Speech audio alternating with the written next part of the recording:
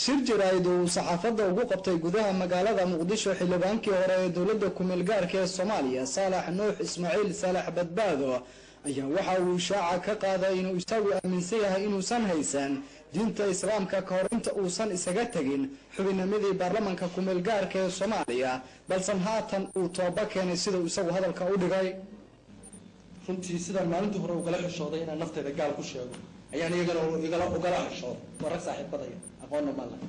laakiin maanta nafteeda inaan raddi ahaba kula dhiiradaya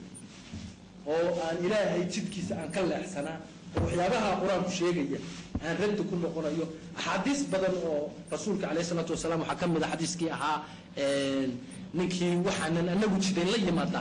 yacni wuxuu noqonayaa raddi buu noqonayaa waa rasuulku lahaa calayhi salaatu wasalaam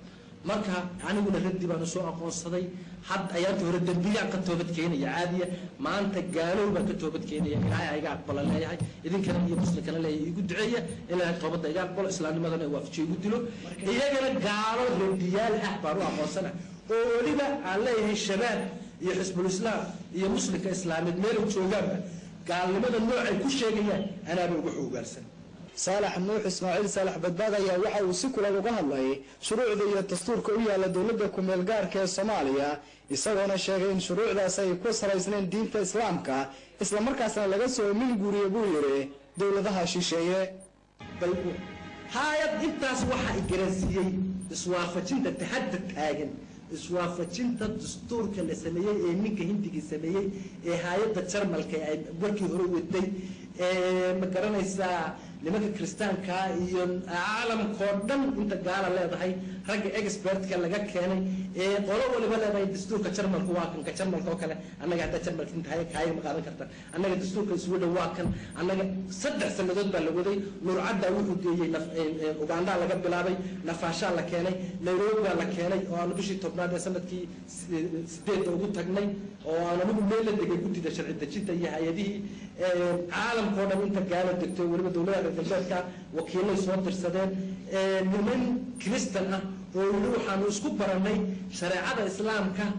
qaynuunka dastuurada iyo dastuurka dalka iyaga kristaanku uu dhigayo ayaanu isku baranay marka saddexdaba isku baranay arrintaas oo hadda Djibouti laga wado iswaafajinta dastuurka iyo shareecada islaamka oo wasiir ku sheega awqaafta loo kixiyay ee diinta nuurna la yiraahdo oo ka dastuurka iyo federaalka loo kixiyay madowga uu Djibouti u tagay oo loo kixiyay janaqo cadaaladda iyo garsoorka loo kixiyay xagga u tagto ay iska soo saddexduba iska soo waafajinayaan dastuurka gaalada sidatay iyo shareecada islaamka ah iyagu yiraahdeen dadka magaraysa kitaabka ku qoranta gudida federaalka ee baarlamaanka waa la kixiyay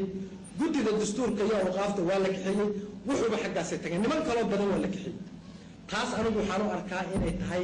tii rasuulka ula yimaadeen shadaadinta iyo gaaladu ee ay yiraahdeen aynu isku darsano labada diimood diin gaalaada iyo diinta islaamka aad sidato marka qul yaa ayuha alkaafir iyadana waxaan garaystay ayay noqotay Awil Abukar Maxamed TV-ga Universal magaalada Muqdisho يا سلام يا سلام يا سلام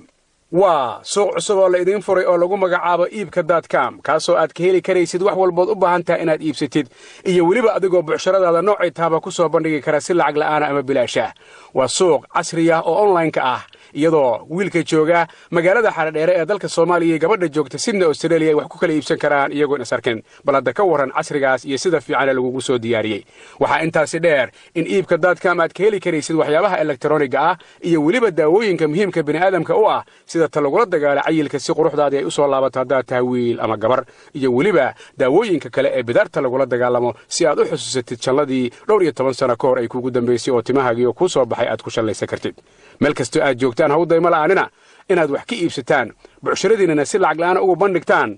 suuqa iibka.com